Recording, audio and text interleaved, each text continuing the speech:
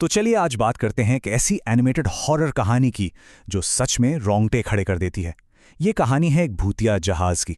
एक ऐसा जहाज जहां से बचना मुमकिन ही नहीं बल्कि एक श्राप है। तो क्या होता है जब मदद की आखिरी उम्मीद ही एक भूतिया जहाज निकले? बस यही कहानी है चार दोस्तों की। उनकी समंदर के बीचों बीच चल रही एक सपनों जैसी पार्टी देखते ही देखते एक ऐसे भयानक सपने में बदल जाती है जिससे जागना नामुमकिन था। तो कहानी की शुरुआत होती है चार दोस्तों से जो अपनी बोट पर पार्टी कर रहे हैं। सब कुछ बढ़िया चल रहा होता है, लेकिन तभी उनका मजा किरकिरा हो जाता है। बोट का इंजन बीच समंदर में दम तोड़ देता है और मदद के लिए फोन में कोई सिग्नल भी नहीं होता।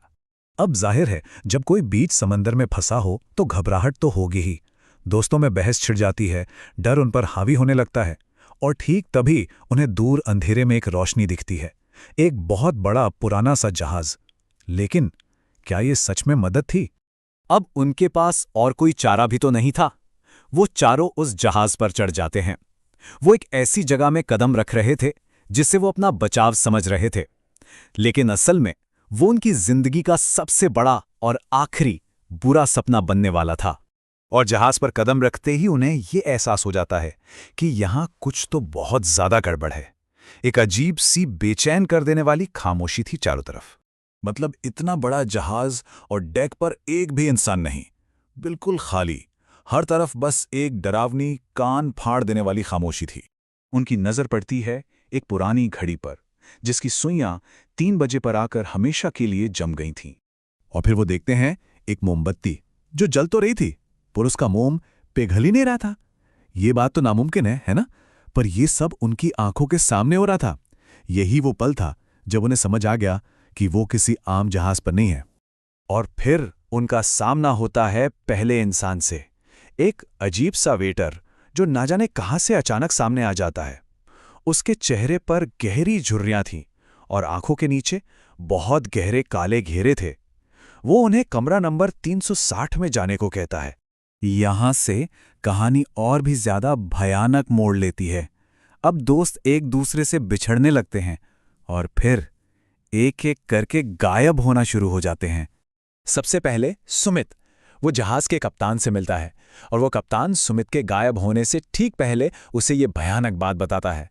अब जब सुमित गायब हो जाता है तो आशीष उसे ढूंढने निकलता है, लेकिन उसे सुमित तो नहीं मिलता बल्कि एक भूतिया औरत दिखती है जो समंदर में कूद जाती है। इस मंजर को देखने के बाद आशीष से भी कोई संपर्क नहीं हो पाता। अब जहाज पर सिर्फ निशा और रेखा बची हैं, अकेली और बेहद डरी हुई। अब बची हुई दोनों लड़कियों को जहाज का मैनेजर एक डेक पार्टी के लिए बुलाता है और हाँ, उस मैनेजर की आंखों के नीचे भी बिल्कुल वैसे ही काले घेरे थे। पार्टी शुरू होती है, सब कुछ बहुत शानदार लग रहा होता है, लेकिन तभी एक घंटी बजती है और घंटी बजते ही पार्टी का सारा नकाब उतर जाता है।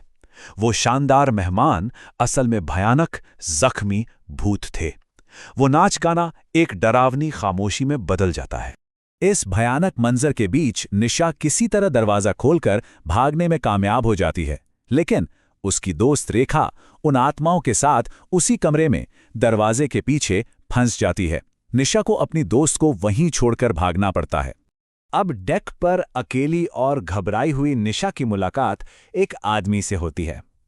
ये आदमी बिल्कुल नॉर्मल लग रहा था। वो अपना नाम कैलाश बताता है और कहता है कि वो एक लेखक है। वो निशा से वादा करता है कि वो उसे इस जहाज के श्राप की पूरी कहानी बताएगा। और यहीं पर इस कहानी का सबसे बड़ा राज खुलने वाला था। ये जहाज सिर्फ हॉन्टेड नहीं है, ये असल में एक श्रापित मकबरा है और कैलाश इसकी भयानक कहानी का राज जानता है। कैलाश बताता है कि ये जहाज अपनी पहली ही यात्रा पर था मुंबई से, लेकिन एक भयानक तूफान की वजह से उसे रास्ता बदलना पड़ा और वो समुद्री डाकुओं के इलाके में पहुंच गया। डाकुओं ने जहाज पर हमला किया और क्रूरता से एक एक यात्री और क्रू मेंबर को मार डाला। कोई नहीं बचा और उसी दिन से ये जहाज एक चलता फिरता मकबरा बन गया, उन सभी की आत्माओं के साथ। पूरी कहानी बताने के बाद कैलाश कहानी का आखिरी और सबसे बड़ा ट्विस्ट बताता है। वो खुद भी एक भूत है, उन्हीं लोगों में से एक जो उस रात मारे गए थे। अब निशा पूरी तरह से फंस चुकी थी, लेकिन वो हिम्मत नहीं हारती। वो ध्यान से देखती है कि कैलाश की सिगरेट जली हुई नहीं है, वो एक दिखावा है। तो निशा अपनी असली सिगरेट जलाती है और उसकी आग देखते ही कैलाश, जो कि एक भूत था, पीछे हट जाता है। निशा समझ जाती है कि पकड़े जाने से बेहतर है समुंदर में कूद जाना, और वो जहाज के किनारे की तरफ भागती है और अंधेरे पानी में छलांग लगा देती है। और नीचे गिरते हुए उसकी नजर डेक पर पड़ती है। वहां बाकी भूतों के साथ उसके तीनों दोस्त भी खड़े थे, सुमित, आशीष और रेखा। अब वो भी उसी जहाज का हिस्सा बन चुके थे। बेहोश होने से पहले निशा की ये आखिरी नजर इस भयानक सच की गवाही दे रही थी कि उसके दोस्त हमेशा के लिए खो चुके हैं। लेकिन किस्मत से वो बच जाती है। 2 दिन तक समंदर में बेहोश तैरने के बाद कुछ अजनबी उसे बचा लेते हैं। वो उस श्रापित सफर से जिंदा लौटने वाली अकेली इंसान थी। वो जहाज से तो निकल आई, लेकिन क्या कोई ऐसी भयानक यादों से कभी बाहर आ सकता है? ये कहानी हमें इसी सवाल के साथ छोड़ जाती है कि जिंदा बच जाना एक बात है, पर उन जख्मों और यादों के साथ जीना एक बिल्कुल अलग लड़ाई है।